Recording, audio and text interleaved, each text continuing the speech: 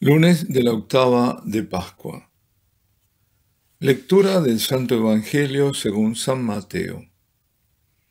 En aquel tiempo las mujeres se marcharon a toda prisa del sepulcro. Llenas de miedo y de alegría, corrieron a anunciarlo a los discípulos. De pronto Jesús salió al encuentro y les dijo: «Alegraos». Ellas se acercaron, le abrazaron los pies y se postraron ante él. Jesús les dijo: «No temáis, id a comunicar a mis hermanos que vayan a Galilea, allí me verán». Mientras las mujeres iban de camino, algunos de los guardias fueron a la ciudad y comunicaron a los sumos sacerdotes todo lo ocurrido. Ellos, reunidos con los ancianos, llegaron a un acuerdo y dieron a los soldados una fuerte suma, encargándoles: «Decid que sus discípulos fueron de noche y robaron el cuerpo mientras vosotros dormíais. Y si esto llega a oídos del gobernador, nosotros nos lo ganaremos y os sacaremos de apuros». Ellos tomaron el dinero y obraron conforme a las instrucciones. Y esta historia se ha ido difundiendo entre los judíos hasta hoy. Palabra del Señor. Comenzamos la octava de Pascua y desde ayer mismo el camino que nos lleva a Pentecostés. Precisamente la primera lectura recuerda el primer Pentecostés de la Iglesia, cuando el primer Papa, solemnemente poniéndose de pie junto a todo el colegio apostólico, los 11, a alta voz, dice en relato de San Lucas, de Hechos de los Apóstoles, les da el primer anuncio querigmático a los judíos e israelitas sobre Jesucristo y su resurrección. De eso consiste el querigma, ese primer anuncio. Y lo hace con la fuerza, la asistencia y sobre todo prestándole la voz al Espíritu Santo que acaba de manifestarse y él de recibir. San Pedro, lleno del Espíritu, sin temor a quienes llevaron al Señor a la muerte, anuncia al Salvador resucitado, al mismo tiempo que llama al arrepentimiento y a la conversión. Es posible decir que se trataba de la primera proclamación solemne que un papa hiciese, unido a todos los obispos, que eran 11 en ese momento, y fue acerca de la resurrección de Jesús. El primer dogma de la Iglesia, podríamos arriesgarnos a decir, cuando para los herejes modernistas la resurrección no es importante, ni siquiera necesaria, y no es un hecho histórico, sino, no sé qué, metahistórico, lo que eso quiera significar, si acaso algo significa. Esta era la primera lectura de Hechos de los Apóstoles. Jesucristo resucitó, sí, Él verdaderamente resucitó. Es el acontecimiento fundamental de nuestra fe. En su exposición, San Pedro se vale de la Escritura, mencionando al Salmo 15, ese que comienza con el clamor: «Protégeme, Dios mío, que me refugio en ti». No es David, dice San Pedro, aunque David es el autor, pero no es David que habla de sí mismo, sino del Mesías que debía venir y de su resurrección, aludiendo a esos versos cuando dice: «No me abandonarás en el lugar de los muertos, ni dejarás a tu fiel ver la corrupción». Y luego, es decir, evidentemente esto está aludiendo a que si no ves la corrupción en el cuerpo, es que vas a resucitar, así como lo está demostrando. Y luego se proclama él mismo, Pedro, testigo de la resurrección, no solo él, sino todos los que estaban con él en ese momento. Somos, dicen otros, testigos de esto. Y hoy la liturgia nos presenta la resurrección desde el relato de San Mateo, que ese ha sido el Evangelio recién proclamado. Es el primer día de la semana, desde muy temprano, dos mujeres, María la Magdalena y la otra María dice simplemente, pero se está refiriendo al evangelista, a la madre de Santiago el Menor, Jacobo, Santiago el Menor, también llamada María de Cleofás o de Alfeo. ¿Por qué? Porque así se llamaba su marido, era la mujer de Cleofás, es decir, la otra María. Porque había otra María más también, ¿cuál es? Salomé, la madre del otro Santiago y de Juan. Bueno, la mujer de Zebedeo. Pero no hagamos más. Bueno, aquí tenemos entonces a María, la madre de Santiago el menor, y María Magdalena, que ambas van al sepulcro. Se produce un fuerte temblor de tierra y es porque un ángel del Señor baja del cielo. Y luego corre la piedra. Y dice incluso que se sienta sobre esa, la pesadísima piedra. Los centinelas temblaron ellos, pero de miedo, y quedaron inmóviles, como muertos. El ángel les dice a las mujeres, vosotras no temáis. Como diciendo, esta manifestación del poder de Dios no es para haceros ningún mal, no es por vosotras. Quien busca a Jesús nada debe de temer. Y les anuncia que el crucificado a quien buscan no está más allí, porque ha resucitado. Y les muestra el sepulcro vacío. Y es aquí donde justamente comienza esta parte del relato que fue proclamado.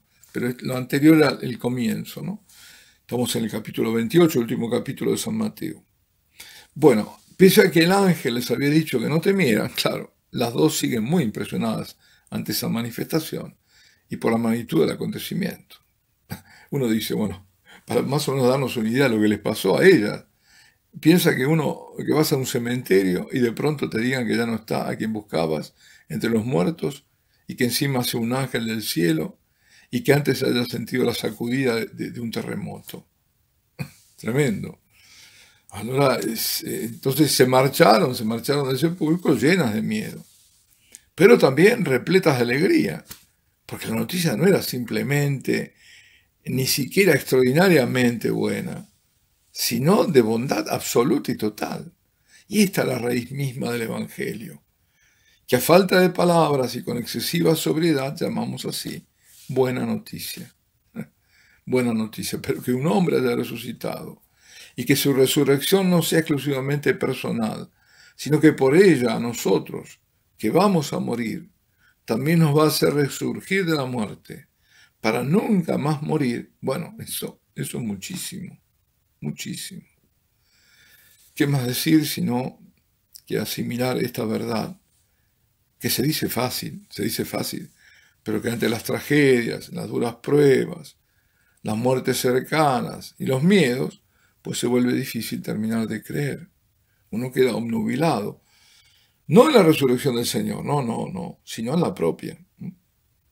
Uno la tiene ya, bueno, sí, pero lo que tiene adelante es la muerte y le tapa la otra realidad.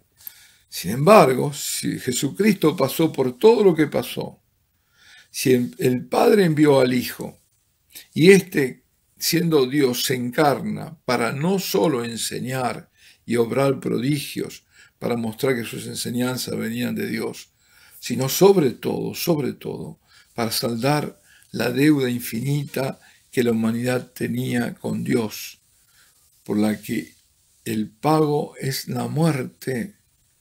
Por eso su Pascua es nuestra Pascua. Por eso su victoria sobre la muerte es nuestra. Porque todo lo hizo Jesús por nosotros y para nosotros. Sí, lo hizo para reconciliar la humanidad con Dios.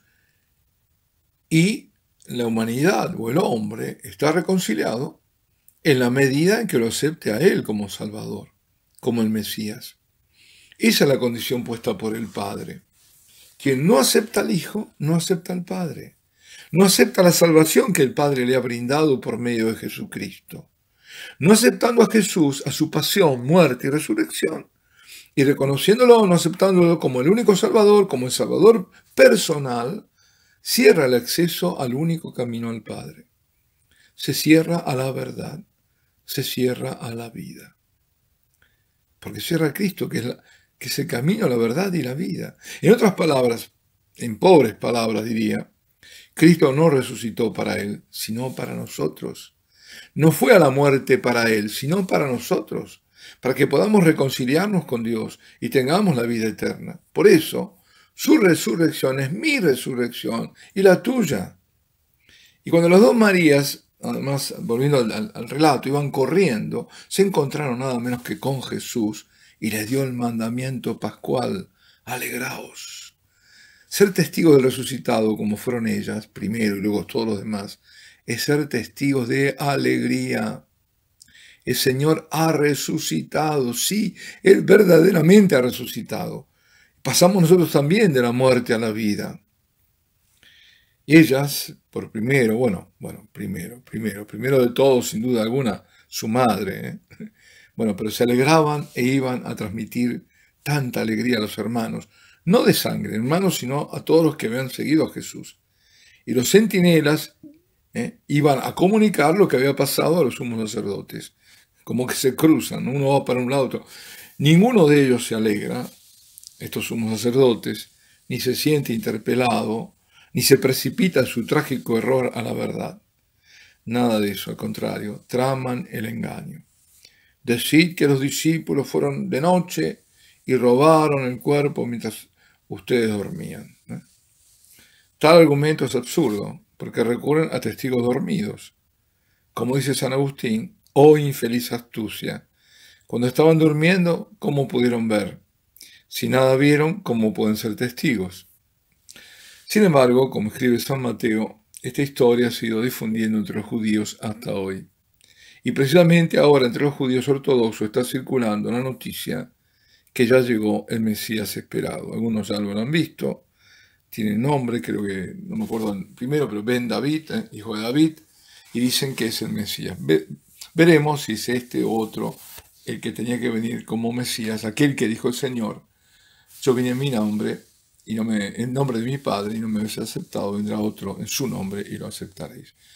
Durante la historia hubo varios falsos Mesías. ¿Quién será este? Pues lo veremos dentro de muy poco, porque ahora los acontecimientos están todos precipitando. ¿Qué hacemos nosotros?